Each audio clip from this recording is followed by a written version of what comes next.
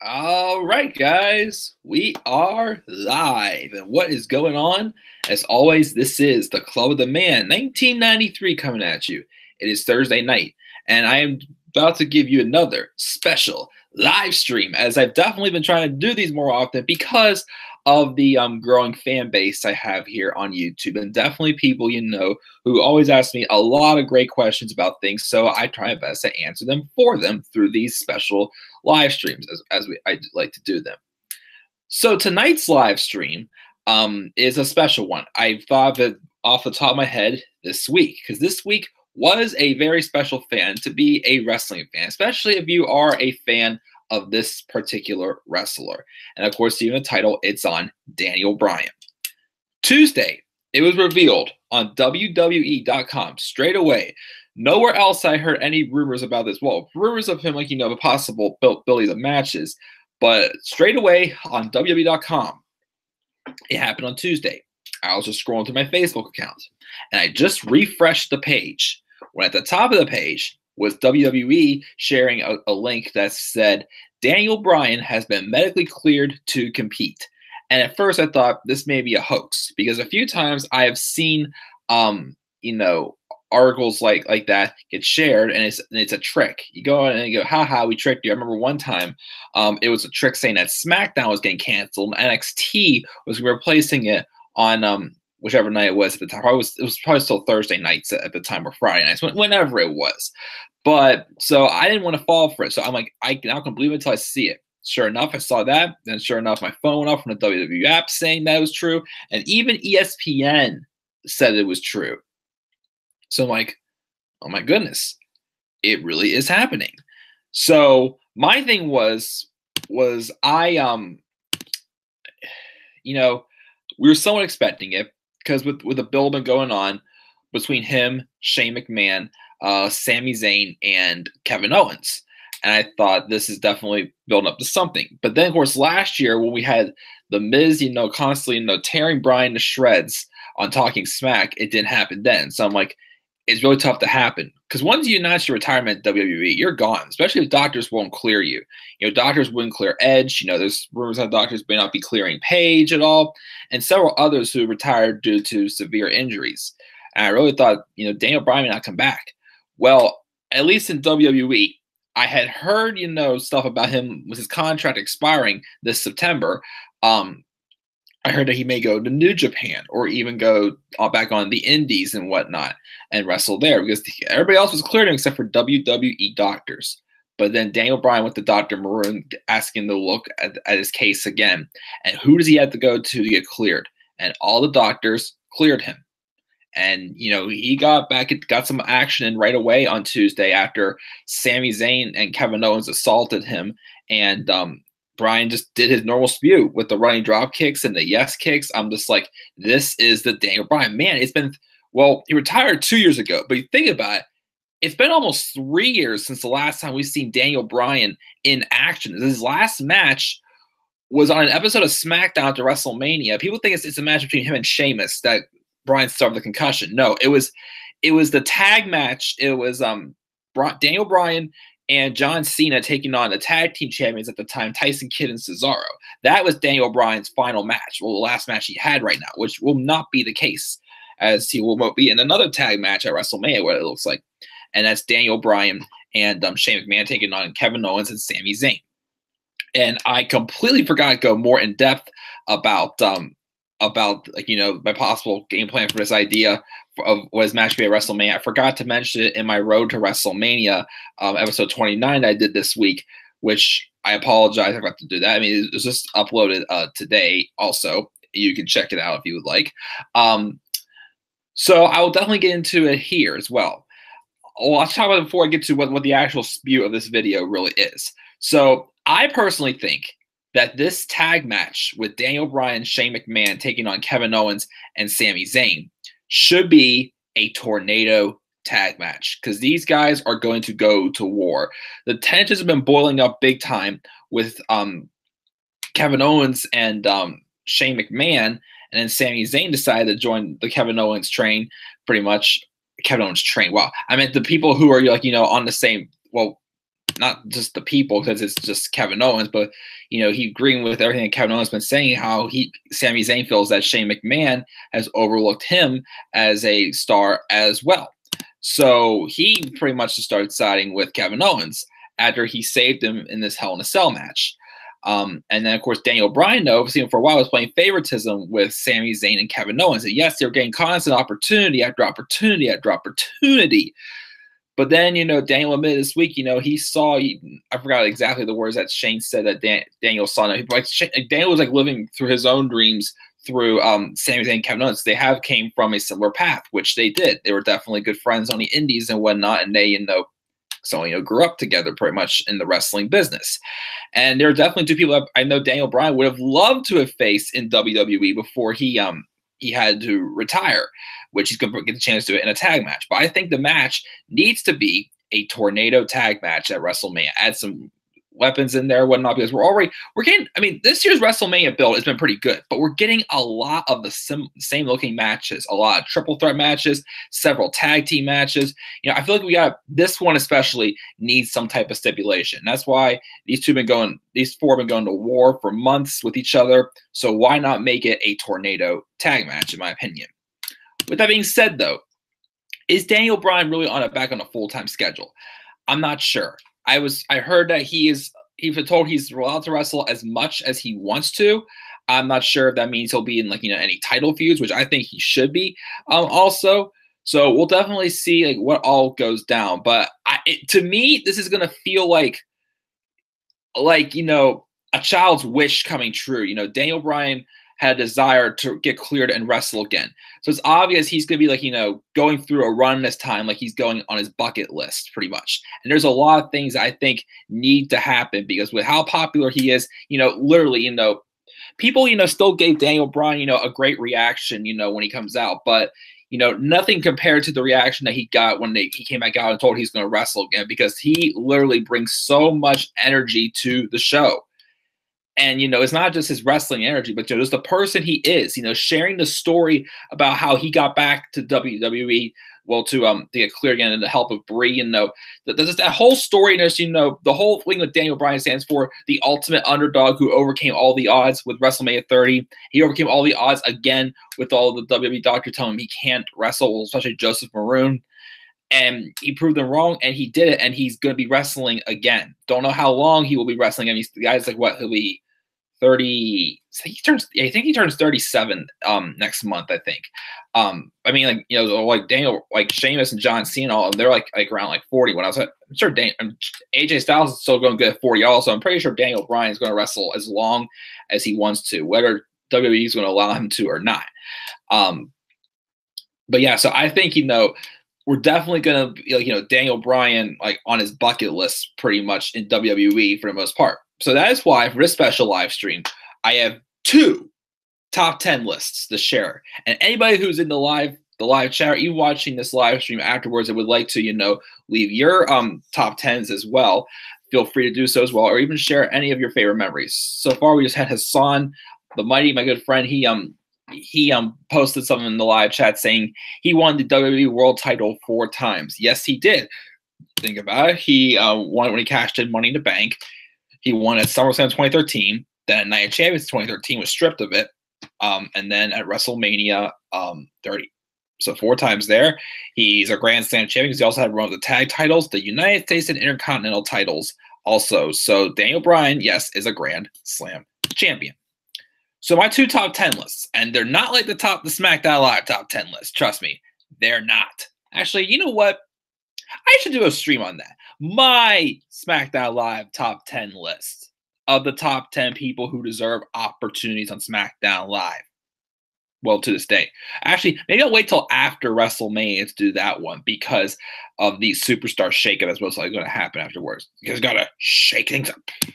So let's get right into this list. So my 2 lists. The first one is my top 10 favorite Daniel Bryan moments. Because as you all know, as I've said how many times, Daniel Bryan is the biggest reason why I started watching wrestling back in 2013. Being a late bloomer fan, just the story of his rise to the top was what sold me on WWE. Of course, we'll get more into the story when we get into this top 10 list. The second top 10 list are my top 10 things I want to see from Daniel Bryan in the future.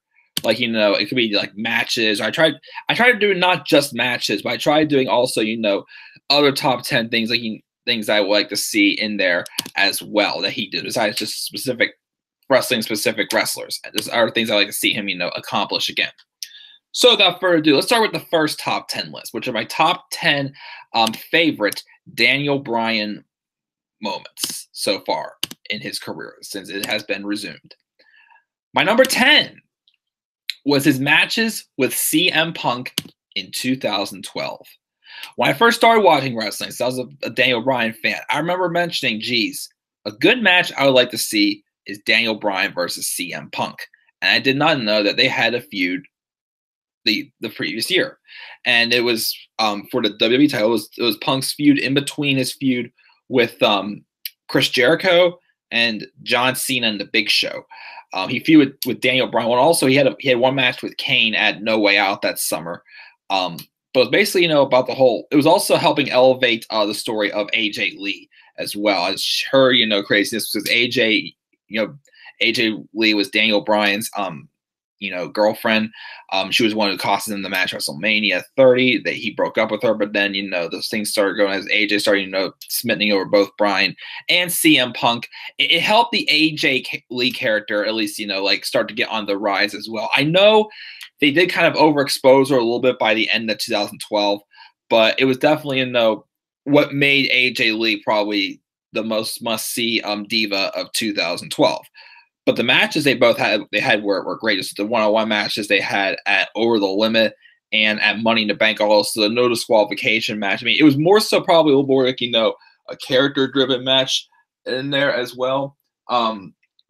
But we because it was more based on a storyline of the love triangle between AJ Lee, Daniel Bryan, and CM Punk. AJ Lee dated how many darn people that year? Which no offense, who wouldn't want to date AJ Lee? Well, luckily CM Punk is the one who's married to her now, so congratulations to you too. But definitely watch those matches, and as I've said before, as a late bloomer fan, I've definitely been able to go back and watch older material as well.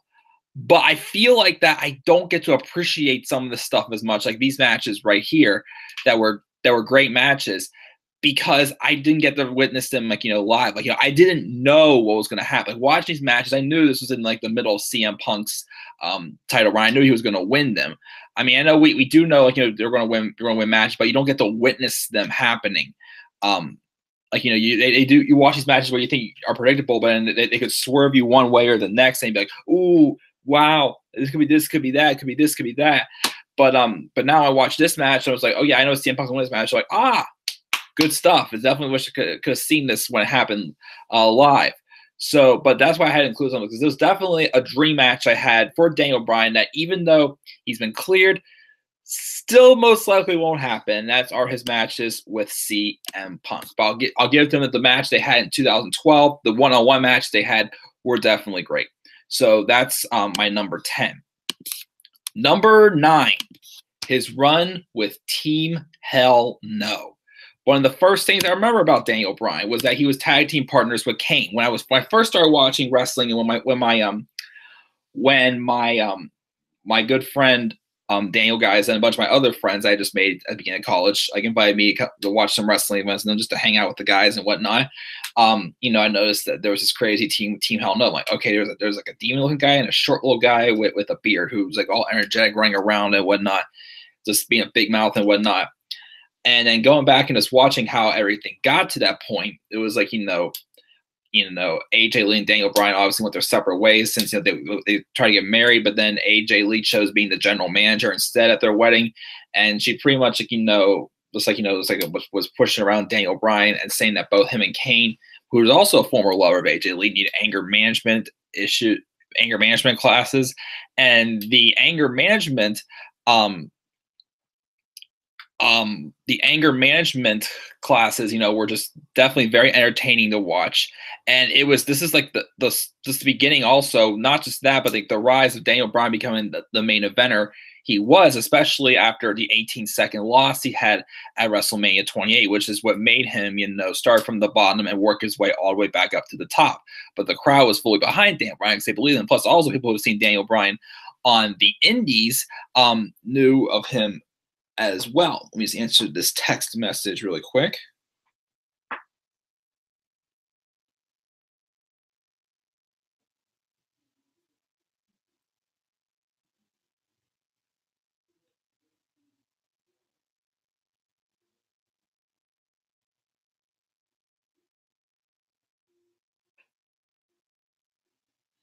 Uh, but um, but yeah, so then Daniel Bryan admits in his documentary that they were only supposed to team up for about a month and then go back to feud with each other again, like they were. Like they literally, what made this, what you can tell like if someone did this was so good because Daniel Bryan and Kane were sent out there and they had 10 minutes to pull off um, three different they had three choices that they were given. They had to prepare for each one. So it's like, how are we supposed to do like 10 minutes segment for each one of these? And of course, sure enough, the fans voted on Hug It Out. And so like when they told him to hug it out, it's like, okay, how are we going to make this work? And it was literally 10 minutes of Daniel Bryan and Kane like resisting to hug each other before they finally hug each other and like, yeah, we're buddies, and they start pushing around, this will be funny. And then it kind of, okay, this is not funny. They start brawling again before they were put in the tag team and when he won the tag titles. And they went on to run the tag titles, and then they were definitely entertaining as heck. And with how entertaining they were, it made Daniel Bryan very popular. And by that summer, when Team Hell No decided to go their separate ways, they both wanted to be champion and start working their way to the top there. That's where Daniel Bryan became a main eventer that summer in 2013, which led him to a match that's going to be taking place later on this list. But before we get there, of course, we go back to my number 8. My number 8 this is another match I did not get to witness live, but I watched it in the Daniel Bryan documentary called Just Say Yes, Yes, Yes. I looked at it because it's right behind me, but I'm not going to show it to you guys till a little bit later until I get to a specific story, which I probably told you guys how many times, but I'll gladly do it again because I love telling that story. But is one of his best matches definitely was his 2 out of 3 falls match for the World Heavyweight Championship at Extreme Rules in Chicago in 2012. Because as him and Sheamus both said in the documentary, that this was a match that showed that this is a match they could have had at WrestleMania. Definitely two of the best. Like people do give Sheamus a hard time because he wasn't really the best world champion, which I kind of understand at times. I mean, he's good. I mean, Sheamus is definitely a hard worker. He's a brawler, whatnot, but he's always had a little bit of a bland character. I mean, stuff with the Bar though has been great as tag team champions, but I'll be honest, he hasn't really been the best world champion. But this match, with him and Daniel Bryan, you definitely cannot overlook at all. It was definitely a great 2 out of 3 falls match. Established two guys that are definitely really overlooked in the company, I felt. And once again, it showed what they could have done at WrestleMania 28 since they went with the whole 18 seconds thing, as it just furthered Daniel Bryan's stats. And then he went on to, feud with CM Punk for the WWE Championship after he feuded for the World Championship because he was, on a high end right there. But it wasn't quite hit Daniel Bryan, proving he was ready for the spot. Even though rumors were having it, since CM Punk mentioned in his podcast, if Punk did not want to turn heel to face The Rock, he was going to have to drop the title to Daniel Bryan. It was like Daniel Bryan would have been the one to face The Rock instead. But yeah, that's definitely one of Bryan's best matches of his career, I'd say, in WWE, and definitely one that gets overlooked a lot. So I had to include that one on this list as well. Number 7 is his announcement that he was entering the 2015 Royal Rumble match. So, anytime they would announce that Daniel Bryan was making an appearance, it always gave me goosebumps when he was injured the first time, because I did not know because there have been so many rumors back and forth of when he was going to be back, when he wasn't going to be back. As he mentioned, he was supposed to recover from that neck surgery in 6 to 8 weeks, but he was not getting that strength back in his right arm, unfortunately. And that's what was holding him back. There were rumors of that he was going to have another elbow surgery, which would have kept him out for another 6 to 12 months, leaving him out for pretty much a little bit over a year. And So after a while, I thought, okay, he has to be coming back at least for the Royal Rumble. And then it looked like he wasn't going to be coming back for the Royal Rumble because of that. And it started to worry that could Daniel Bryan's career possibly be over? Like that's when I started getting a thing like okay, for a while it's like okay, he's out, he's injured, he'll be back eventually. I miss him, but he'll be back. All of a sudden, we're trying at the time to start getting maybe he's not coming back. Maybe he might not wrestle ever again or whatnot because he wait because they were mentioning how he put off. Well, he he was told that when he first suffered the injury in the summer 2013 in that match on Raw against Randy Orton, one of the few matches he had he feuded with Randy Orton at the end of the summer for the title, but he also had a small feud on Raw with him as well that helped Daniel Bryan literally cement his main event status in the WWE. Robbie's in here saying, don't forget when he trolled Triple H security. Here they come. There's two of them. All two of them. Well, then we'll be talking about that segment as well, Robbie. So when it was announced on I can't remember, it was the last Raw of 2014. It was during a time where the Authority was not around, so Edge and Christian were in charge of the show that night. And he said, "You guys want to see Daniel Bryan?" So Daniel Bryan came out to talk, and he was just going over how great 2014 started off being, how he overcame all the odds, the Authority, and this and that, and but then he's all this great happened WrestleMania. He won the title after main eventing. He married Brie, but then right after that, things just went downhill. When he got back from his honeymoon, his dad died, and then 2 days later, Connor from Connor's Cure, the little kid who was a big Daniel Bryan fan, who died from brain spinal cancer, I think it was, but he passed away, and then not so long after that was when he realized he had to get the neck surgery because the doctors told him when he suffered the injury the year before that right now it's functional, but at some point you're going to have surgery. So he had the surgery, and again, because he waited so long at the surgery, it definitely affected him getting the strength back in his right arm. So he was reflecting on all of that. But when he talked about his dad, he started choking up again, emotional, and he was saying how he wasn't there for him when he was there wrestling. He's been away from his family so much, and it was creating that doubt that maybe Daniel Bryan was kind of feeling that what if I didn't what if I'm dedicating too much time to this and I'm away from my family and went out all the time. But he says, so all the time he's sitting there, the doctor, when he was injured, the doctors wasn't sure how to fix him because he wasn't getting the strength back in his arm. He said, all I kept doing was just sit and just watch and wait. It's the only thing I want to do, everyone to do so badly was be in this ring in front of all of you and hear you guys cheering for me and whatnot, all the support you guys have given me. So he asked if he can come out to make this announcement tonight. And he says, "Is my career over?" Now, as I mentioned a couple times this week, I wish they would have surprised us with Daniel Bryan being clear, not announced it ahead of time and having us talk about it. I wish they could have, had that attack happen on SmackDown last night and Daniel Bryan started to get physical in the ring again. I kind of wish I could have surprised at that because this was played off very well because it did create that doubt in my mind. I'm like, oh no, Daniel Bryan's going to retire. This is probably it. I was starting to feel that, oh no. And when Daniel had to look on his face, he looked sad, and then that fire just slipped back in his eyes, and he's like, no, that is not the announcement that I came out here to make.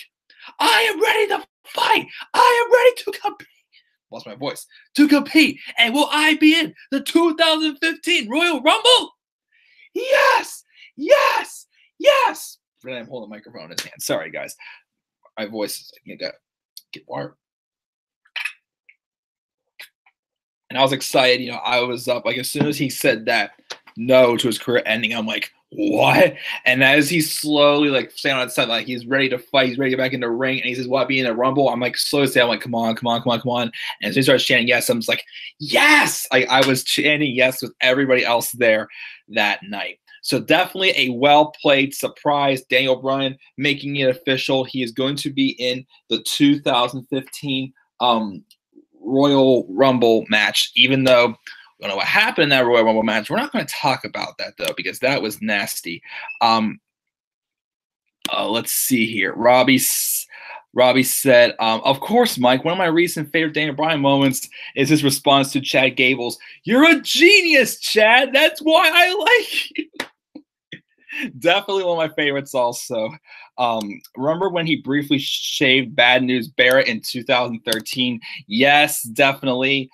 I remember that because that was in the lead up to his SummerSlam match. And like BMB was kind of being like, the wild card in there, just like, trying to do Vince McMahon's dirty work for him pretty much. Because, that whole storyline of like, even the company didn't think, John Cena. Well, let's get into that one. That feud is on my list here. And we got Lauren in the live chat. How are you doing today, Lauren? Do you think he'll have a limited schedule? I don't think he's going to wrestle all the time. I definitely think I heard rumor maybe 60 days. So I think not every single pay-per-view, because if he's still going to be GM, he can't just, wrestle people. I feel if he does wrestle at B pay-per-views, as I said at the beginning of this video, it's probably like Daniel Bryan, is going to be on a little bit of he's going to feel like he's on a little bit of a bucket list for a while, wrestling these guys who have always wanted to, get in the ring with him for a while, and then it could help build up these big matches that he's going to have at bigger pay-per-views. I feel he won't be on a complete full-time schedule. I think it'll be a little more than just part-time though. Let me see here. Did you enjoy the Daniel Bryan and Authority storyline? I got one word for you about that, Lauren. Yes, yes, yes, because as I keep saying, that's the storyline that got me connected to being a wrestling fan. Her favorite Daniel Bryan moments are when he won the World Heavyweight Championship, when he cashed in on Big Show turning heel, his feud with the Authority, and Team Hell No. Definitely all of those. She says hi to Robbie and the son. She agrees with the part-time schedule. Most likely is going to happen. But yes, but yeah, keep on going here. Make sure to share your favorite moments as well. So that my number 7 was his announcement for being in the 2015 Royal Rumble match. Again, I was excited. I got up, I started screaming. I'm like, yes, he's finally back. Again, just me being, the time, when was that, 2014, 21 years old, and acting like a little kid over again. But I can't help it because he is literally the guy that gives me so much energy when I watch him. So number 6 was when he won the Intercontinental Championship at WrestleMania 31. Now, I wasn't going to put this on the list because to me, this felt like it was like a consolation prize for Daniel Bryan, because the WWE, and in the segment he had with all those former Intercontinental champions backstage, I've heard rumors that was kind of like, it was kind of meant to be that segment to give the fans some healing, because they were definitely brokenhearted with how, they treated him in the Royal Rumble. And, how they kind of, I'll give it, the match he had with Roman at Fastlane that year was good. But what bothered me about it was that promo the night after. It sounded like Vince McMahon talking through Daniel Bryan, trying to be like Vince saying, oh, look, your big hero is putting over Roman Reigns, saying he's great. He loves him. You can't boo him for saying that and whatnot. Just the stuff he was saying in that promo, I'm just like, really good. Even him, he's like, I was kind of with the crowd, boo, boo, or whatnot. I'm just like, this isn't Daniel Bryan, this is Vince.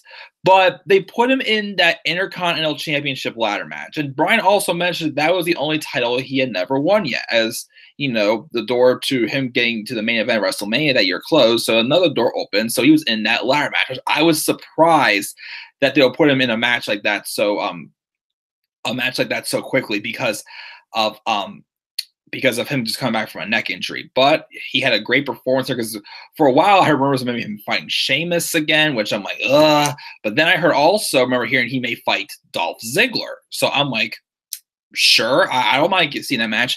They had a couple one-on-one matches leading up to that. And then they also had the match the night before. That was when Sheamus returned and turned heel. But also, the main reason I put this on the list because it made Daniel Bryan a Grand Slam champion. And it's definitely deserved. Again, he had this U.S. title run when he first came in against the Miz, and that was a great storyline going on there with him and Miz being his pro. Daniel Bryan's the rookie, because that's around the time when NXT was that reality show, kind of similar to like Survivor and a couple other of those shows where you get voted off and whatnot. That was great. And then, of course, they went on just not really doing much with him. And he was involved with that whole storyline with, the Bella twins, just hitting on him all the time until it was revealed he was dating Gail Kim or something like that. That was a very weird storyline. And then him winning Money in the Bank, of course, as Lauren mentioned this, as Brian mentioned this documentary, he was supposed to win Money in the Bank at first. They wanted to give it to Wade Barrett at first for the SmackDown Money in the Bank, but they thought since they were giving the Alberto Del Rio the Raw briefcase, they thought that might be a little too similar. So they're debating what they're going to do. I guess the day of, they were debating of either giving it to Wade Barrett, Daniel Bryan, or Cody Rhodes, which all three of them could have definitely used it. So they gave it to Daniel Bryan, and of course, led to the World Heavyweight title run for him as well when he cashed in on the Big Show, which was also a lucky incident for him as well, because that wasn't really supposed to happen, but it only happened because Mark Henry had got hurt the previous week, and then he went on that run and speed and whatnot. But yeah, so he's definitely a Grand Slam champion. Let me see here. Lauren said, did you read about the recent superstar shakeup? I did not hear anything recent. If there is anything that you specifically read, though, please fill me in on it. She forgot the moment at WrestleMania 31. Yeah, that's definitely good. She doesn't get why Vince loves Roman so much. I mean, again, I get that Roman's a good talent, but Vince definitely obsesses over us liking him so much. Like, why don't you, again, just book him in a way that is going to help us to grow to like him. Again, he definitely could probably turn heel and gain that respect over. But I mean, again, I give credit that Roman has definitely improved. But, I said before, I'm done with letting him like completely hating on him big time, because, I want to like him. I give him the credit that he's definitely improved, but Vince has to stop booking him, though, in these ways that he's that it's Vince McMahon pretty much saying, "Wow, screw you all. This is how we're doing this." And that's why people sour on Roman Reigns. Like, that's why, some people are still mixed on, like, him being in the Universal title match, which I completely understand why.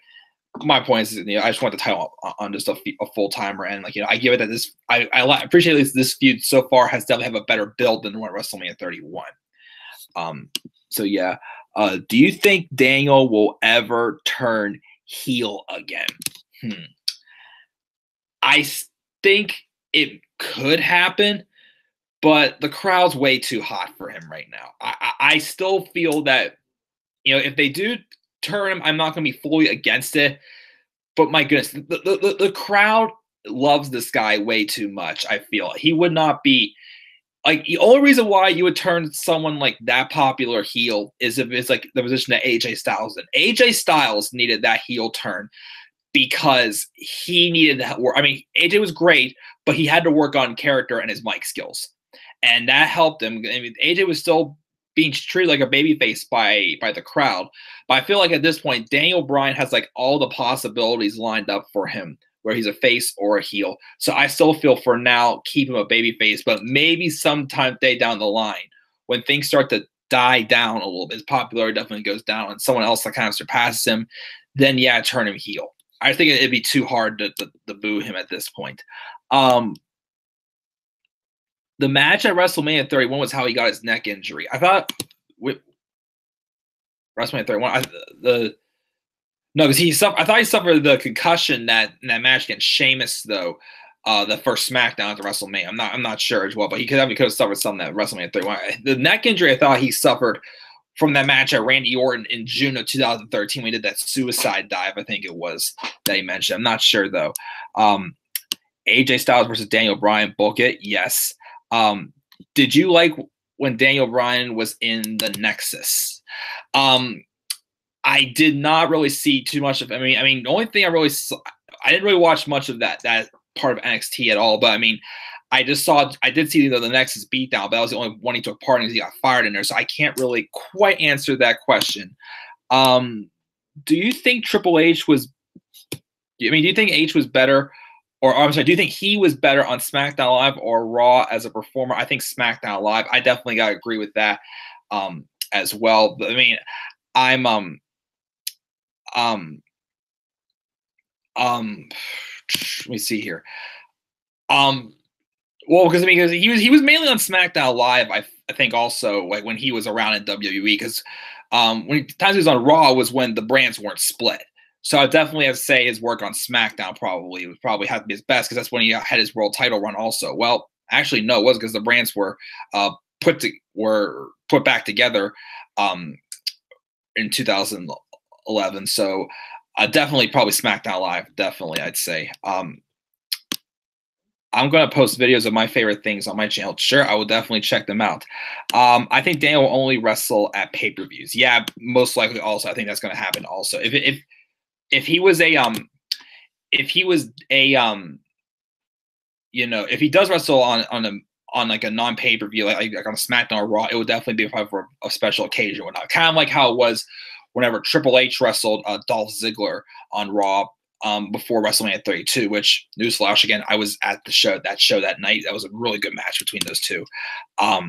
Robbie says, Daniel Bryan with Brie Bella versus Andrade Cien Almas and Zelina Vega. Ooh. Sure, book that. I definitely like that idea, Robbie. Roman is Cena .2. I mean, I do see in ways how at first the beginning he was that, but I feel like Roman in some ways is at least as a character brought out like a different little bit of character. Like John Cena, I mean, again, I respect John Cena, but John Cena seems like he doesn't even acknowledge the fact that the crowd may even like what he's going to do, but he knows the crowd's not going to like it. Like the crowd, he's more like the guy who tries to be peacemaker. Like Roman Reigns, he still has like a little bit of like I don't give a crap attitude. He's like, you may like this, but you may not, but I don't care. So I feel like character-wise, they're not exactly the same, but for what they stand for in the WWE being like the poster boy, they do kind of like stand the same way. But I do have nothing against either one of them. No one could ever be Cena. I agree. Daniel Bryan versus, say it with me, Mike, Velveteen Dream. Yes. Fans will still love Daniel if he turned heel. Definitely. Daniel Bryan versus, say it with me, Mike, Shelton Benjamin. Fans love Orton, AJ, Seth, Dean, and Sheamus as both faces and heels. Yeah, true. I mean, well, let me see here. Orton definitely thrives in that heel role. AJ Styles, he does. Seth Rollins. At first, I wasn't quite a big fan of Seth as a singles compared as a heel, but he definitely grew on me. Dean Ambrose is going to be entertaining as heck when he turns heel. As my one friend says, he when he turns heel, he's going to be like the Joker of the WWE, and I do agree with that. Sheamus, maybe not as much of a good reaction, because I mean, I like Sheamus. I mean, again, I just wish he had a better character. I like him as a wrestler, but I do feel that Sheamus is definitely not probably as over with the fans as I feel he probably should be. His injury was at WrestleMania 31. Okay. In 2013, the match versus Orton was called off. Saying hi to Robbie again. People also love Rock, Stone Cold, and Triple H as both heel and face as well.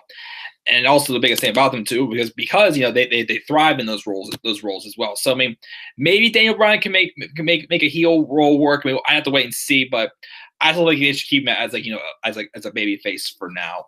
But we'll see what happens if WWE does decide to pull the trigger on that, which I will not be fully against. Daniel Bryan versus John Cena 2 at SummerSlam this year could go down. Sure, I like that. You were right about Asuka's streak. WWE is planning to have her streak end next year. She's probably going to face Ronda sometime this year or next year. I definitely could think a lot of people think that Asuka and Ronda at WrestleMania 35 next year for a championship and maybe be the main event of next year's WrestleMania. Man, if I go to next year's WrestleMania, I get to see that match be the main event. Cena loves the crowd. Yes, he does. Roman, shows he does, but yeah, Cena don't give a crap either. True, yeah. You really don't like Cena, do you? I mean, I don't dislike Cena. I respect him.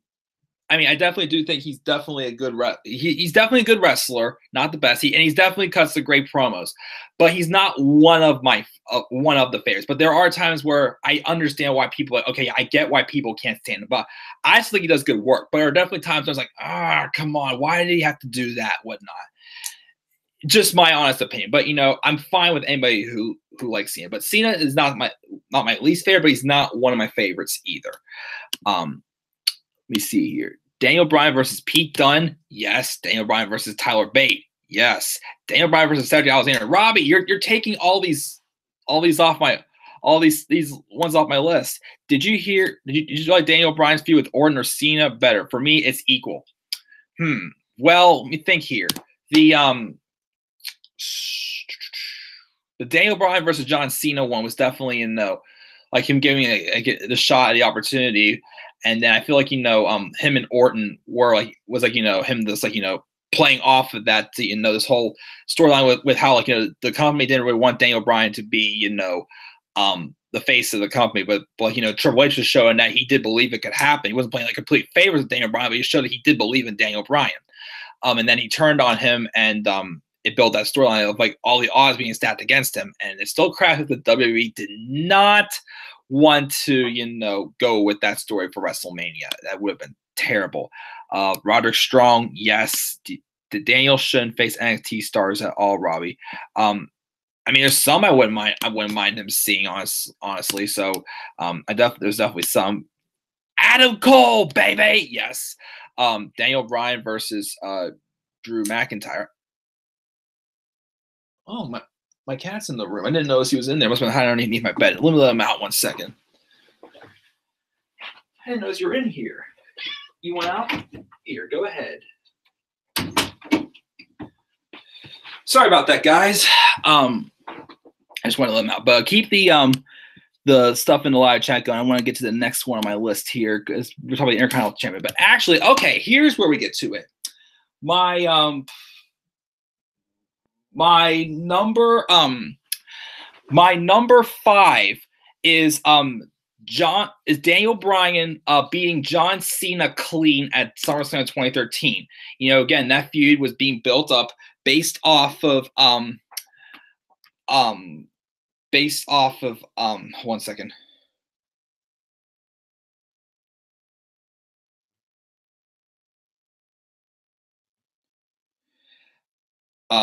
Anyways, so yeah, this pay-per-view, SummerSlam 2013, as I said, was the pay-per-view that made me a full-time WWE fan. And what sold me was that main event, especially. There's a lot of great things about that show as well. We had Del Rio and Christian for the World Heavyweight Championship. We had CM Punk and Brock Lesnar.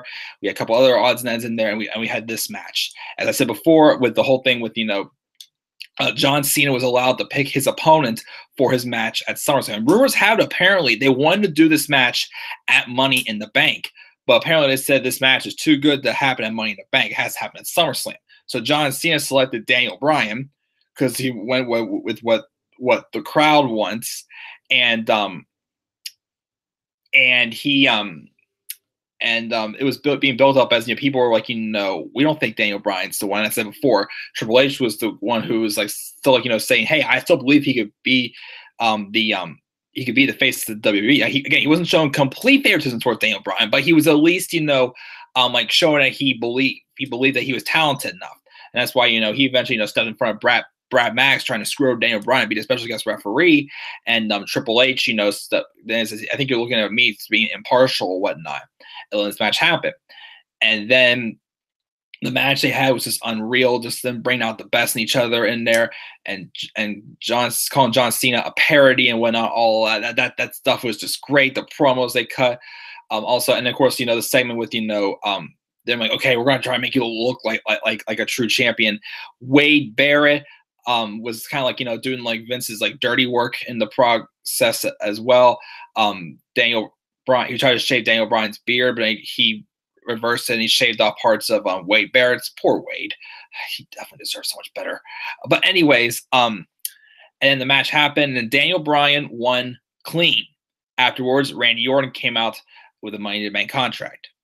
and it looked like he was going to cash in, but then he backed off. And I'm thinking to myself, all right, I guess he's not going to cash in that briefcase. And all of a sudden, I'm like, what? No, no, I like that just like made me feel so bad for Bryan. Like Triple H turned for heel for the first time since like 2006, I think it was. He was a babyface for that long, which Triple H, no doubt about it. I mean, he's fine as a babyface, but thrives a lot more as a heel. He's a guy like, he's great as a babyface, but he's at his best, I feel, as a heel. And that's when the turn happened. I'm just like, no, like, why? Like, no, why? I was ticked. I was ticked off. And Lauren, I know you're a huge Randy Orton fan, and I'm sorry to say this, but because of that, I hated Randy Orton. I mean, I do like him. He's a great talent. He's a great heel also, but man, was I mad. Like, you ruined this moment. But man, like I just remember that just grasped my attention right away. And like that's what made me a full-time WWE fan, was that storyline to the top. And Randy Orton, of course, was playing that role of like that heel that was just, getting everything ever wanted from being with the Authority. And, Daniel Bryan was like showing that he can definitely beat Randy Orton, but everybody's going at every cost to stop that from happening. Of course, we had Daniel Bryan win with the fast tap thanks to that crooked referee, Scott Armstrong. And then the Hell in a Cell match when Shawn Michaels screwed him over. I remember Bryan was saying with Shawn Michaels screwing over Daniel Bryan, he thought, oh, maybe they're going to have me wrestle him at WrestleMania. But then, of course, he's told he's going to wrestle Sheamus at first. And he's like, ugh. But yes, that's my number 5 on this list. John Cena and Daniel Bryan, WrestleMania 2013. Let's get to the live chat really quick. Let's see here. Let's see here. Let me see here. Daniel versus Dolph. They had great matches. Definitely. We know WrestleMania 31. Samoa Joe and Daniel Bryan. Yes. Seth and Daniel Bryan. Yes. Bryan Orton again. Sure. Why not? Bryan and AJ. Owens and Bryan. Bryan and Cena again. Yes.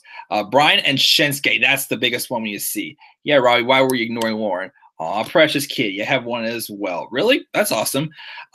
Yep, my little kid. He's almost 12 years old. I can't believe that. Wow. Just yesterday, he walked on my yard and we adopted them as a stray. Mr. and Mrs. Daniel Bryan versus Mr. and Mrs. Johnny Wrestling. Ooh, yes. Take my money now, Robbie. Also, Daniel Bryan versus Jeff Hardy is a must-see. Yes, I want to see that when Jeff gets back. Daniel Bryan versus the world. Daniel Bryan and Brie Bella versus John Cena and Nikki Bella. Sure, I'll go for that as well. Brother-in-laws versus sisters and whatnot. We should be WWE writers. We make a heck of storylines. Hashtag hire Robbie, hire Lauren, hire Hassan, hire Mike, hashtag fire Road Dog. Yes, finally said hi. What's up? Cena got injured after SummerSlam 2013 after day one time. Yeah, it's right. He was supposed to be out for like 6 months, something like that, and he came back in 2 and wrestled Del Rio at Hell in a Cell. I forgot about that. I think Cena should turn heel that night and join the Authority. That would have been a huge swerve. A lot of people think like the last big opportunity the WWE had to turn John Cena heel was at WrestleMania 29 against The Rock. That's when I thought he should have turned heel then. I think the last time I felt the closest we were having to a Cena heel turn was when he was involved in that triple threat match for the title in 2016 at No Mercy, because I just still remember that one promo on SmackDown Live with AJ, Cena, and Dean taking all shots at each other. But I remember Dean Ambrose came out to confront AJ Styles after Styles and Cena were going at the way how Styles beat Ambrose with a low blow the night before. But Cena got right up in Styles and Dean's face, accusing him of complaining about a low blow. And I'm like, whoa, I don't remember seeing it getting in somebody's face like this before. Pretty much taking off Dean, trying to make fun of Dean Ambrose pretty much. And then I really thought that I didn't think they were going to still continue to do another match with AJ and Dean, but I was fine with where they went with that. That was the whole James Ellsworth thing in between Survivor Series and TLC. But I really thought that we're going to get a feud between John Cena and Dean Ambrose. Like, I thought either Ambrose or Cena were going to turn heel. We were going to get a feud with them for the fall. But that's when, Cena went back on hiatus again. We didn't get that, unfortunately, because that's also around the time where Dean Ambrose beat John Cena clean on SmackDown. I was shocked as heck about that. I love when Randy Orton cashed in on Daniel. It built up an amazing storyline. Yes, I mean, it definitely did. Yes, but like, as a Daniel Bryan fan, you're just like furious. Like, it was played so well to give Daniel Bryan that babyface momentum and put so much heat on Triple H and Randy Orton. You were supposed to hate Orton and his character because he was a heel. Well, yes, definitely, exactly. You do know Orton, Cena, and Bryan are all great friends in reality, right? Yeah. Oh, yeah, definitely. Yes, I'm not saying that at all. I mean, I'm not saying I didn't just hate each other in real life, but like, it was just that's how I felt at the time. Wow, I'm starting like a complete fool right now. Anyways, MRB Wrestling Reviews. What's on? He said, what's up? Just came in. What Daniel Bryan victory did you enjoy more? SummerSlam 2013 or WrestleMania 30?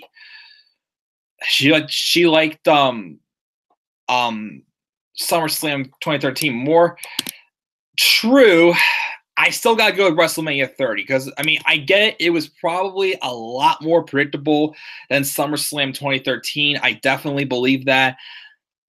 But just the journey he had to go and to see him finally overcoming all those odds, I still think WrestleMania 30 was a little bit more exciting for me. But I completely understand why SummerSlam 2013 is more exciting. She said hello to him.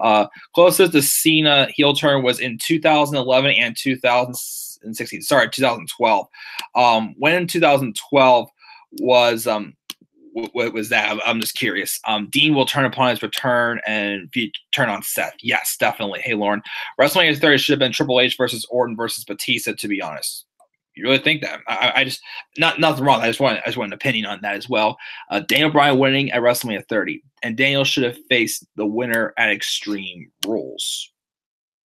Okay, and very interesting. Definitely interesting to hear more about that. So if you wouldn't mind, leave that. Again, just interested, not against it at all.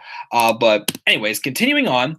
Number 4. Speaking of which, the Occupy Raw segment. Oh man, was this something that was like completely out of left field? I just like did not expect, anything like this when that happened.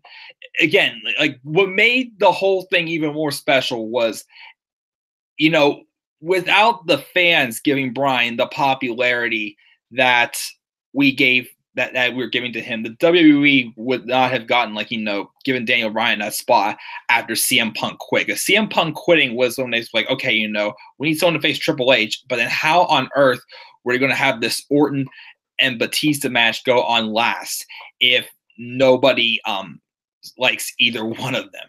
So, but literally, the odds again were stacked against Daniel Bryan. So he knew he had to do the impossible to get Triple H to face him.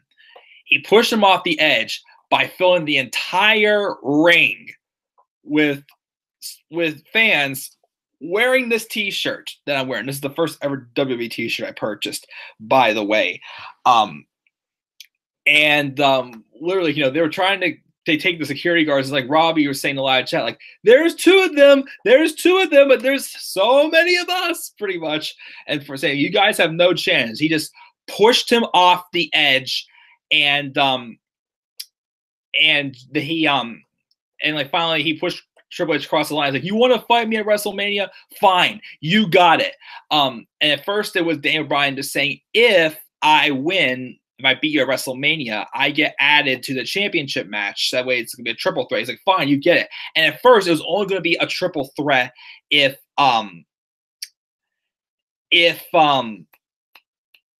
Bryan won. But then a week later, whenever Orton and Batista are trying to confront Triple H saying, don't talk him out of this idea. Don't do this and whatnot. Finally, he got pushed over the edge there and he said there's definitely going to be a triple threat. He wanted to get into the match, and he wanted to be the one to win the title because he wanted to prove he was the most powerful man in the world or something like that. I forgot exactly what he was saying there.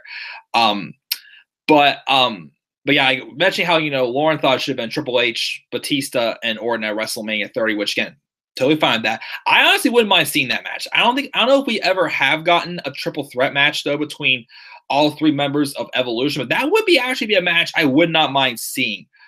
those three members definitely going at. Let me see here. Let's go there. WWE storyline should be unpredictable and not predictable. You know, that's definitely true. I do give it a C. I feel like it was definitely a little bit more predictable for Bryan to win at WrestleMania 30, but it was still just an awesome moment to see. But I definitely understand that. During his promo with The Rock in 2012, yes. Occupy Raw annoyed me. Sorry, I didn't enjoy it. That's completely fine. Or Batista would have been more interesting at WrestleMania 30. Should have been Triple H versus Daniel versus Orton versus Batista. Fatal 4-way. Sure, I wouldn't mind seeing that either. But yeah, I completely understand, you know, why you didn't like on Occupy Raw. That's completely fine. But yeah, that's my number 4. My number 3, one of my favorite, most energetic moments on Monday Night Raw. And Robbie, you're still in a live chat. I completely forgot about mentioning this in our video. I believe I did. Was the night that Daniel Bryan turned on Bray Wyatt. The storyline was Daniel Bryan, which it was all coming full circle. You know, Daniel Bryan had been knocked out of the main event title scene, and he and Bray Wyatt was now his biggest roadblock, and he had to he was trying to overcome him, but then he wasn't getting past the Wyatt family at all. So finally, he joined the family for a couple weeks. And I didn't know what was going to happen. I didn't know if Daniel Bryan was going to turn on Bray Wyatt or if, you know, he was going to stay with them for a while. But then it was this night. I remember it was my first day back from my semester. I stayed that night to watch a basketball game. And then I came home and I was being told that that Bryan and Bray were going to be facing the Usos in a steel cage tornado tag match, but the cage was going to be locked, so you couldn't walk out the door. You had to climb over, which they're always changing the rules. The Usos won, so after the match, after the matches that were involving Daniel Bryan in the Wyatt family, Bray would always like punish them every time they would lose. He would punish Bryan. So Bryan was like, just do it to me, whatever. So it looked like Bray was about to hit Bryan with the Sister Abigail, but then Bryan like pushed out of it, and the crowd just erupted, started chanting yes.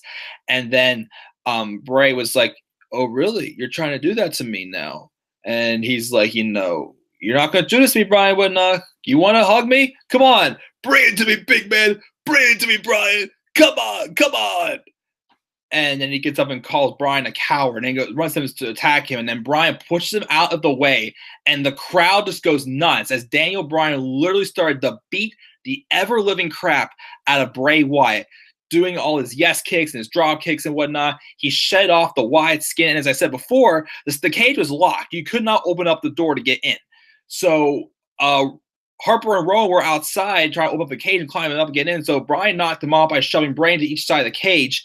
And then that moment where Bray was down and Bryan got to the corner, setting up for the running knee, doing the yes chants. And the whole arena, I think it was in Providence, Rhode Island that night, was chanting yes. It was probably one of the loudest crowds I ever remembered seeing. It's like their hero has finally, overcome all the mind games he was trying to play on Bray Wyatt. Because as he mentioned the following week, that he went to that he joined the Wyatt family because he knew before defeating Bray Wyatt physically, he knew he had to defeat him mentally first, which he never has beaten Bray Wyatt the one-on-one to this day.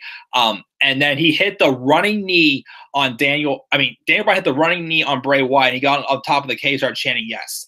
One of the most energetic crowds I've definitely seen on Monday Night Raw was besides a Raw after Mania, but that crowd was just on fire that night, and it was unreal. Let's see here. It'll still be WrestleMania known for Undertaker losing the streak. Yeah, definitely. Again, imagine though if like this moment with Daniel Bryan didn't even happen at all on that show, and they that happened. That would have been personally, that could have been a very sad show if that happened. She says she understands. She says she'll be back. Okay, that's fine. A little off topic, but have you seen this NXT this week? What a great first segment with Ciampa and Gargano. Most definitely, yes. I'm just dying to see what happens. As I keep saying, well, since I don't know if you saw any of my videos, but I think what needs to happen with that is I'm predicting at TakeOver New Orleans, Gargano is still not going to be under an NXT contract still. Like, he don't have an employee job. So finally, they're like, fine, if you want to fight him, you can, but this is not under any of our terms at all. So have it unsanctioned, have it set to some angle with Ciampa still coming out on top, but Gargano still looking strong, and have like the big match between them at TakeOver Chicago too, with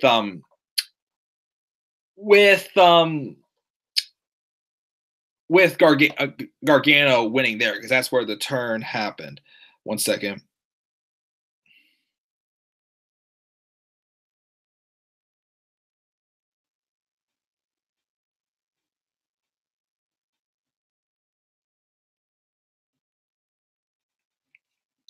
Anyways, but getting back to this, but yes, that's my number 3, Daniel Bryan turning on Bray Wyatt.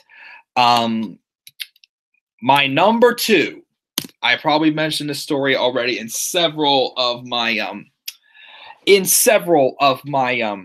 live streams I've done before. I completely agree with that. Yes, definitely. But I'm sure you guys heard the story how many times, but my number 2 is a personal moment, is when I got to meet Daniel Bryan back in 2016, literally 2 weeks before he announced his retirement. And literally, apparently, the day after he found out that he was going to have to retire. And as I said, how many times, it was at the World Wheels Convention here at the David L. Lawrence Convention Center. Because at first it was supposed to be Seth Rollins signing autographs there that day, but that was when Seth Rollins got hurt. In his place was Daniel Bryan. Now, again, the big thing was they were calling for snow that night, we weren't sure when the snow was supposed to start. But if it would have been still Seth Rollins, I wouldn't mind going down to get an autograph from Seth. But I definitely think that that we probably wouldn't have gone down if it was Seth. But if it was Daniel Bryan, I'm like, get out of my way. I gotta get my butt down there. And anyways. So when I went to go meet my friend to go down, he was like, I hope we get back time before it starts snowing really bad. I'm like, definitely, which we did get back right when it started to get pretty bad out. So everything was stacked against us. We got there, we waited in line for about close to 2 hours. I'd say we waited in line. No. Probably like an hour and a half, hour 45. And we got in line, and I brought with me the my just say yes documentary, and he signed it, as you see. It says, to Mike, yes, from Daniel Bryan. And if you have not seen this yet, the photo, which this was my photo I took with him as well. So, and I remember my friend went right before me, and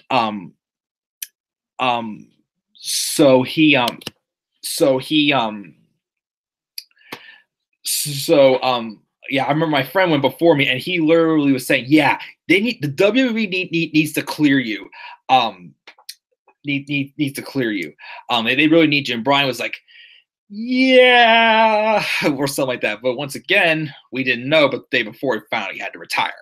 And I get up, and I'm just like, I'm like shaking a little bit. I'm like, yeah, I'm a very huge fan, and I think this documentary is awesome or something like that. I got to shake his hand twice and whatnot, but it was definitely a great moment, again, with him being personally, again, the guy who literally got me into watching wrestling pretty much, with his storyline to the top. Which, again, that sounds very cliche and very nerdy, I know, but it was definitely the odds I guess. And retiring 2 weeks later, when that happened, I'm like, geez, I got so lucky, especially with all that snow and whatnot. It was just unreal. Let's go here. Lawrence back. The Superstar Shake-Up was taking place on April 16th. Supposed to be on an episode of Raw instead of Backlash. Vince doesn't want the name to be the draft anymore. Oh, that's nothing to do at all to me. All with that. It's just a shake-up. Daniel turn on Bray was my favorite either. Sorry, Mike. It's completely okay. Lauren, I understand. Was Daniel nice? Yes, he was definitely. He was very nice about it. He was saying thank you when I was telling him that I was a good fan. But I didn't. Here's the thing: I didn't want to be that fan of him. I go, oh my god, Daniel Bryan, I'm number one fan. La, la, la. Like that nerdy stuff. I was trying to be like calm, cool, and just collected. It's like, hey, yeah, I'm a very huge fan. I didn't want to make him feel uncomfortable because especially after watching his documentary, seeing how like a very humble man he is. Like, he appreciates his fans, but it's like he's still just a normal dude and whatnot though. So I just didn't want to make him feel uncomfortable either. But yeah, he was definitely very nice about it. Shook my hand, asked me what my name was. Of course, to sign it again. Yes, my problem during WrestleMania and whatnot. Actually, also another thing I didn't get to show you guys, but I also have his book, My Improbable Journey to the Main Event WrestleMania. Yes. I got it for Christmas 2 Christmases ago, and I don't like to read books, but I read that, and I'll gladly read it again. But that's my number 2, was when I got to meet Daniel Bryan at the World Wheels Convention in 2016. Oh, Hassan, what's up, man? I didn't see you were back in the live chat. And my number 1, of course, the greatest Daniel Bryan moment, of course, in my opinion, is definitely WrestleMania 30. The storyline of him just overcoming all the odds, the Authority is doing everything they can to keep him out of the top of the main title, of the main scene, of the main event, and being the top guy of the company. He had to go through so many things. The thing is, I'm glad that it wasn't just another one-on-one match with Randy Orton, because he'd already had beaten Orton once or twice already before this. So the only one he had not beaten Batista yet, because Batista came back and he was the one, just trying to steal the spotlight then. And then we had Triple H also, who's just doing everything in his power to keep Daniel Bryan back. So Daniel Bryan first had to get through Triple H, which he did. And again, I feel either that or Owen versus Brett at WrestleMania 10 is the best opening match to WrestleMania by far, in my honest opinion. You may think different. That's completely fine. And then that main event with Batista and Orton and Bryan. Bryan was like, well, here's the thing. Bryan did sell the injury very well. Going into the match from earlier when Triple H beat down him also. But I remember hearing an interview with Batista, and I do kind of agree with this. But after Bryan won the title, he didn't really sell his injuries that much. And I do kind of agree. I think that could have definitely, been explored a little bit more, in my opinion. But they could have gone there. But I don't take away. This match was just awesome. Again, they stacked all the odds against him. Again, the Authority came out. Stephanie, Triple H, and Scott Armstrong all came out and tried to literally stop him. Like Triple H with the sledgehammer. Bryan gave Triple H a sledgehammer shot. And he even did a suicide dive onto Triple H and Scott Armstrong, and Stephanie kind of got in the way also. She got knocked over a little bit also. So he took them out. And then, of course, Orton and Batista were finally teaming up in 2. Because also what made this real, because it was what the match the Authority wanted. The 2 guys that they thought were definitely meant to be at the top of the company. Because that's what happened at the go-home edition of Raw. They had that as the main event. And the Authority is on commentary just saying, hey, show me the ammo. This is it, guys. This is what we need to see. This is what being at the top of the WWE is all about. Whatnot. That's when Bryan returned that 2 weeks after that handcuff beatdown by the Authority, which that was definitely a very badass beatdown by Triple H. I'll give him all the credit. That was awesome. But yeah, and again, as I said before, also I understand. I may have came across a little weird saying like or maybe so mad when he did that, but they were supposed to be having them being heels, but Orton, Batista, and Triple H and the Authority all were great heels in this whole feud as well. I'm not saying I hate them, like, oh, I hate the people. Like, no, you had that heel heat. Like, I want to see them get destroyed pretty much, but by this guy, and that's what it was. But just that event, and again, the fact that it wasn't supposed to happen. The WWE had no intention of making that happen at all until CM Punk quit. And to me, it's definitely one of my favorite. Well, not the best WrestleMania moment of all time, but one of the best, in my honest opinion. But an honorable mention, I realized I forgot to leave on this list, like a Daniel Bryan moment, was because I just thought of this, was that championship ascension ceremony that they had before the match between Cena and Orton at TLC, when the Seattle crowd really hijacked the show and chanted for Daniel Bryan. I mean, that was just a very unreal moment. That again, like just showing how much the crowd is behind him, and also because the fact that Daniel mentioned this in his retirement speech that was the last night his dad got to see him wrestle live. Also, I still not forget when he was talking about the retirement speech. That was a part that almost made me cry when he talked about his dad. But to go over my top 10 list, my first top 10 list is only the first one. We're already an hour into this live stream. My first top 10 list was number 10, his matches with CM Punk in 2012. Number 9, his run with Team Hell No. Number 8, his 2 out of 3 Falls match with Sheamus in 2012. Number 7 is the announcement for the 2015 Royal Rumble match. Number 6 was winning the Intercontinental title WrestleMania 31. Number 5 was beating John Cena clean at SummerSlam 2013. Number 4 was the Occupy Raw segment. Number 3 was when he turned on Bray Wyatt on Raw in January 2013, which also, I forgot to mention this also, led to a really great opening match between him and Bray Wyatt at the Royal Rumble 2014, which once again, I got to experience that live. One heck of a match. Definitely one of the best for both of them. Number 2 was when I got to meet him in 2016. Number 1 was WrestleMania 30 for him as well. Let's see here. Let's do this. Robbie says, "Excuse me, Punk. I'm a big fan. My name's blah, blah, blah, blah, blah. Not, hey, Phil. Hey, Phil, can I get a picture?" That's right. Yeah, I'll say that. Lauren's top 5 Daniel Bryan moments. Daniel cashing on the Big Show. Yes. Daniel's feud with Cena, number 4. Daniel becoming SmackDown General Manager, John 16. Yes, that too. Daniel Bryan's feud of the Authority as number 2. And number 1, Team Hell No for me as a team with this psycho character. Yes, that worked out very well. I have a feeling your pick was Daniel Bryan winning WrestleMania 31. Yes, I'm such a nerd. Do you remember the segment in 2013 with Orton and Cena while Daniel pushed Randy into Stephanie? Yeah, that was that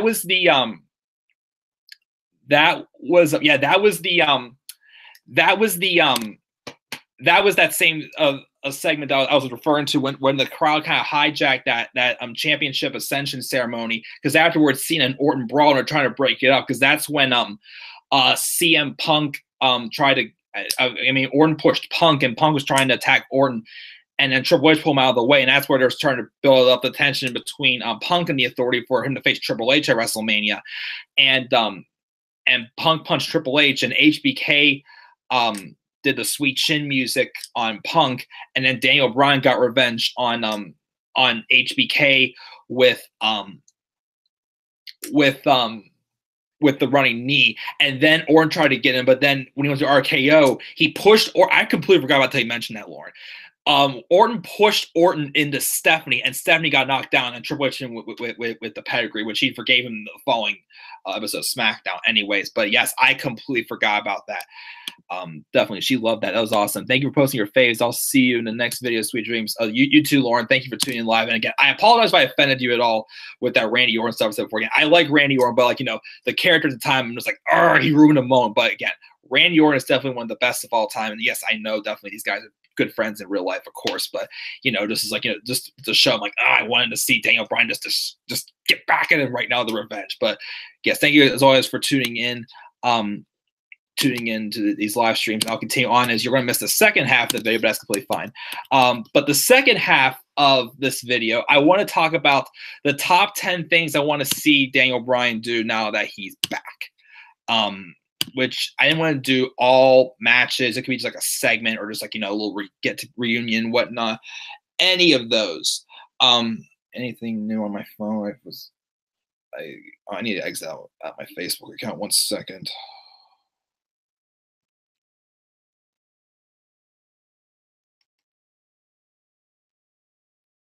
Somebody message me?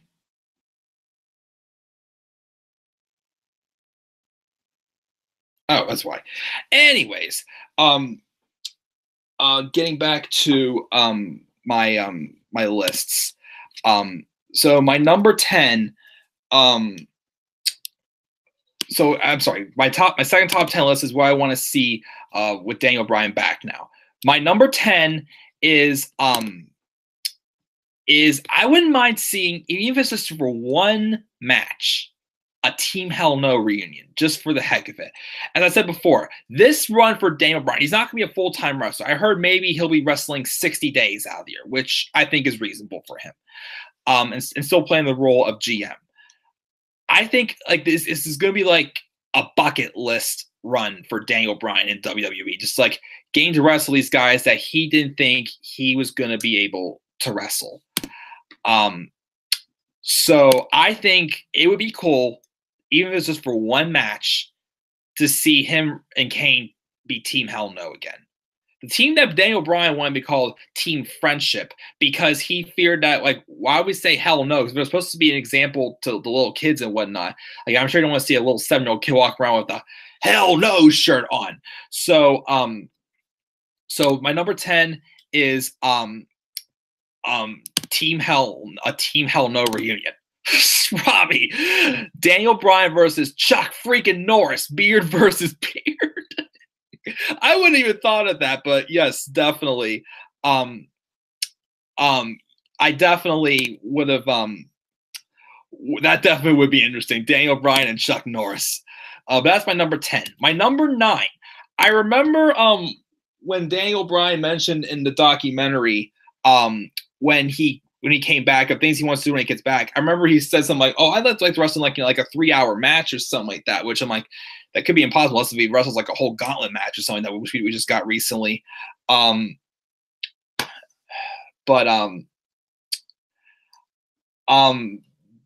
anyways, but I would like to see Daniel Bryan wrestle. It could be, I have an idea of who his opponent could possibly be, but I would personally like to see Daniel Bryan wrestle in a 60-minute Iron Man match. There's a lot of people I think he could wrestle, but for some reason, the one person it stands out for me. Actually, there's 2 people I think he could put down on a great Iron match with, and that's either Seth Rollins, who wrestled in the 65 minutes for a gauntlet match, or Cesaro. I think against one of those 2, somebody else, if you guys have any ideas in the live chat or in the comment section, feel free to leave it there. I would like to see Daniel Bryan wrestle in an Iron Man match, where it's for a championship, which will most likely be for a championship or like some type of number 1 contendership. I think that needs to happen. I would like to see, the durability of Daniel Bryan with like someone like Rollins, or even again Cesaro, or anybody else that you guys can think of too. And I think I would like to see that happen. So that is my number 9. See him wrestle in an Iron Man match. He's a PS Mike. Chuck is not that special match I was talking to you about. I'll be booking that this week. Oh, please, Robbie, hurry up. I cannot wait to hear what you have up your sleeve for that. But yeah, that's my number 9, an Iron Man match. Number 8 is a match with Tyler Bate. I think him and Tyler Bate, for being like smaller guys who can wrestle any different style of wrestling, it looks like, in my opinion. I think these guys can put on a 5-star class if you put them together. Same with my number 7 is a match with Cedric Alexander. Again, another guy who, with a high-flying style that, definitely is more than just a cruiserweight, in my opinion, still. And I hope that someday the WWE does give him more of a chance than just the cruiserweight division. So I think him and Daniel Bryan can put another good match as well. Like kind of a match similar to Bryan and Tyler Bate. I think the same thing happened with Cedric Alexander. I know I'm flying through this, but I talked way too long enough about the top 5 moments, the top 10 moments. But that's my number 7 is the match with Cedric Alexander. Number 6, this is a long shot, and I'm not sure if it's ever going to happen. But with him making this improbable journey back to the squared circle for WWE, wouldn't it be something if Daniel Bryan did headline one more WrestleMania? I think it definitely is in there with everything he has gone through. Because to me, it's like he lost everything after he won the title WrestleMania. I mean, he was around for Extreme Rules that year, and he had that match with Kane, which I'll be honest, the build to that feud was a little meh. But the match they had at Extreme Rules, though, was still good. I like the match they had there. But I think I think that if they have it in him, if there's a story there, I think with everything he's been through, Daniel Bryan, I think, does deserve headlining one more WrestleMania, I feel my opinion. It could be for the title. It doesn't have to be for the title. He doesn't even have to win the match. But I think he deserves one more, like, huge moment in WrestleMania based off of everything that he has been through. I think it's going to definitely be one of the best. Another like great moment in the WWE as well. It's a long shot, which is why it's lower on this list, but I think there's a chance it could happen. I mean, they could even he doesn't have to even win the Royal Rumble match, which I kind of feel like maybe wonder. I was gonna put that on the list, but I'm like that's asking a little too much. I'm not saying literally give everything to Daniel Bryan, but I do feel like with making this return to the ring, like he definitely deserves a couple big moments again here and there. So that's my number 6.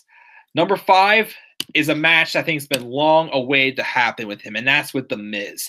Everything, and here's the thing also, I forgot to mention this in my Road to WrestleMania video this week. I think I'm fine with The Miz retaining at WrestleMania 34, even though I think I'm still predicting it's going to be Seth Rollins with him and Finn Balor going to SmackDown Live and them feuding for the Intercontinental Championship. But it looks like they're going to do another match between Finn and Seth on Raw this week because apparently Seth Rollins said he wants one more match with Finn Balor.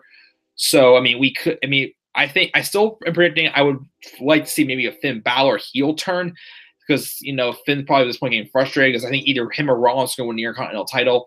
And then Finn could be blaming Rollins for everything he's been through since he came to the main roster. He suffered the energy in the Universal title match, had to drop it. He's never gotten his hands back on it or even gotten the opportunity to wrestle for it again, even though he's been in a couple of matches to claim the number one contendership, but didn't win those. And now this is all happening again. So, but if The Miz would retain, The Miz, which would lead me into actually. It's part of my number 1. I'll get to that shortly. But that is my number 5. My number 4, as Lauren and Robbie and a few others have mentioned in the live chat, a match with AJ Styles. AJ Styles has been probably the biggest thing to come into WWE over the past couple of years. We have other big names that came in too. But I will say this, and a couple of my friends have said this also. Right now, we have the closest thing to Shawn Michaels in AJ Styles. And with the popularity of Daniel Bryan, there's no way the WWE can pass up this match at all. This match needs to happen. It can happen at SummerSlam or WrestleMania. It's a big event match to have. It could main event WrestleMania for all I care, or whatnot. But it's a match that definitely needs to happen. AJ Styles versus Daniel Bryan, face on face. Daniel is a heel and AJ is a face, or vice versa. It doesn't matter to me. The closest I've seen it happen was when I played WWE 2K16 or 2K17 with Dan. I tried it one time. But that's my number 4. Number 3 was a match that, of course, he was already teasing whenever the WWE signed him. And, of course, Shinsuke's claiming he wants it too. There needs to be a match with Bryan and Shinsuke. Again, that could be a main event of WrestleMania. That could main event, SummerSlam. That could main event any show. That match needs to happen. Now, the problem is, though, are you going to build Shinsuke up, though? Because, again, as a lot of us are saying, I don't blame anybody who does not think that Shinsuke Nakamura is worthy of winning the title at WrestleMania. And I don't blame you guys at all because of how they booked him ever since his feud with Jinder Mahal. They gave him the Royal Rumble win, but then they did absolutely nothing with him after that to help keep his momentum going besides just win the Rumble. But I definitely think the match needs to happen. That match could be on the level or even better than Nakamura and Sami Zayn. I'm saying that right now. That match could compete with that if they book these two properly. That's my number 3. My number 2 is a match that, this match with this person recently returned to WWE as well. This match I feel was definitely probably one of the least likeliest to ever happen, I feel. And it's been hyped. And I remember one time also, because my good friend Daniel Guys, as I mentioned several times, he works at Eden Park.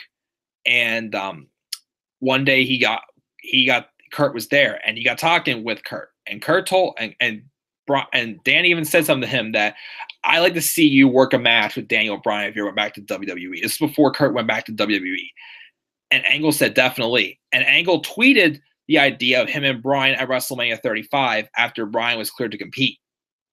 So that's a match that could definitely happen next year's WrestleMania. Now, if this match would not happen at WrestleMania, with them both being GMs, another suggestion I would say is maybe Survivor Series, just to bring something a little bit different to the table to Survivor Series, and just, champions versus champions and 5-on-5s. What about GM versus GM, just for the heck of it? I mean, I don't know if there'll be a good storyline involved, but I'd say if not WrestleMania, I mean SummerSlam, but I think that could be a good candidate for a Survivor Series match, I feel, in my opinion, at this point, because of the roles they both play in.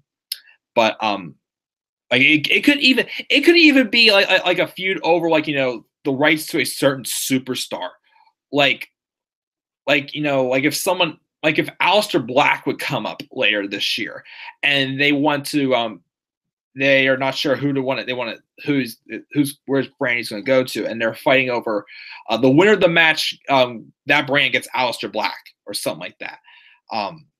Or someone else. I'm not sure. Like somebody else, just another big name from NXT could go to their brand because of the winner of that match. It will take a place Survivor Series, but WrestleMania 35, you got my money already coming because as I keep saying, I'm trying to go to WrestleMania 35 next year. But yeah, that's my number 2. And my number 1, he needs to have at least one more title reign, either with the Intercontinental title, which again he could win off the Miz if the Miz goes back to SmackDown after WrestleMania, or or the WWE Championship, or any of the main event titles, because those are both the titles he never lost. It'd be nice to see him finally get a chance to try to get those titles back. But that is that list, guys. Now I flew through that a lot quicker than my top 10 moments for Daniel Bryan. So again, my list again for top 10 things I want to see from Daniel Bryan in the future. Number 10 is a brief Team Hell No reunion. Number 9 was the Iron Man match. Number 8 was the match with Tyler Bate. 7 is a match with Cedric Alexander. Number 6 is main eventing WrestleMania one more time. Number 5 is a main event match with The Miz. I mean, not a main event. It was just a match with The Miz because of everything that had happened with him on Talking Smack. Number 4, a match with AJ Styles. Number 3 is a match with Shinsuke Nakamura. Number 2 is a match with Kurt Angle. Number 1 is a run with the Intercontinental WWE title or both, because he never lost either one of those titles. Wow. Got through that. Guys, thank you again to Hassan, to Robbie, to Lauren, and to MRB Wrestling Reviews. Thank you guys for tuning into this special Thursday night live stream. I try to do these once a week. I was not able to do one last week, and I probably will not be able to do a special live stream next week because of the holiday. I just have a lot going on for the holiday. But I will be doing my Raw, SmackDown, NXT, and of course, this is not a live stream, but my Road to WrestleMania episode 30 edition next week as well. But I definitely probably will not be able to do a special live stream next week. Most likely I will probably not. If I do, maybe it'll be during the day on Thursday. Maybe I'll try to, I'm not sure. But we'll see what happens. But guys, again, thank you for tuning in a special live stream on the best and the dreams of Daniel Bryan. What are your top Daniel Bryan moments, your favorite moments with Daniel Bryan, and what do you want to see Daniel Bryan do now that he's back? Again, it could be a match. It could be just a segment. Again, it could be something like, a Team Hell No reunion or like an Iron Man match or anything. Leave it down in the comment section below. And as always, be sure to click my like and subscribe for more content coming to this channel. You may follow me on Twitter as well at DemandAirboy93. But with that, I'm going to be checking out, guys. Again, thanks again for tuning in. Also, make sure to check out wow, I can't talk. Make sure to check out my Jinder Mahal rant video. My honest opinion about Jinder Mahal. Because I spent 30 minutes talking about that last night. And let me know what you think of my thought in that comment section as well. So guys, I'm checking out. Thanks for tuning in for this special live stream. And until then, I am checking out. Peace, everybody.